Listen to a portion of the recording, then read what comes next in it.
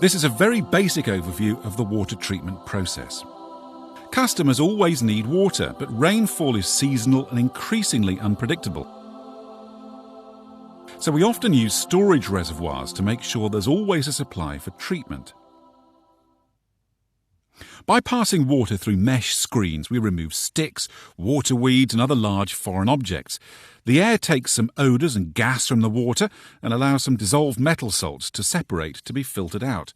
We add air by cascading the water down a tower, spraying it into the air or bubbling air through it. At this stage, there are still some fine pieces of matter suspended in the water, along with colour and bacteria. We add a precisely controlled amount of a coagulant like ferric or aluminium sulfate. This reacts with the material in water, making it all stick together to form what's known as floc. To make this flocculation happen, water and the coagulant have to be mixed together very quickly and thoroughly in a special device called a flash mixer. Next comes the clarification process. The floc forms itself into sludge and is separated in a specially designed tank called a clarifier. This sludge layer is called the sludge blanket. To control the blanket, sludge is periodically drained off, concentrated and removed for safe disposal. Particles filtered out on the RGF, the rapid gravity filter, are removed by backwashing. The water now needs filtration to get rid of any remaining particles.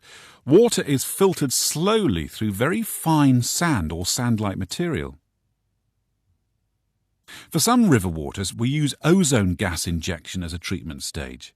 This can work in conjunction with GAC or granular activated carbon treatment, where the water is filtered through carbon granules to take out any undesirable traces of largely natural organic materials.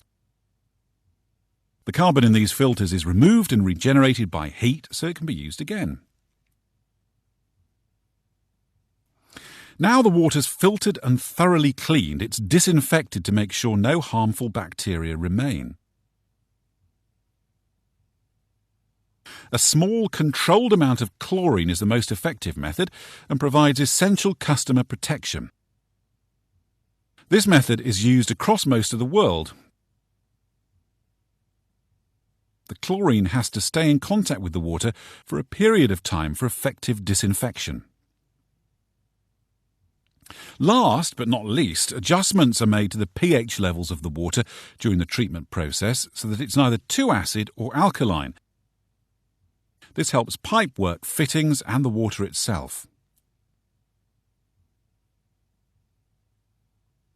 From the treatment works, water is fed into a huge mains pipe network, nearly 43,000 kilometres long, which forms a grid around the region.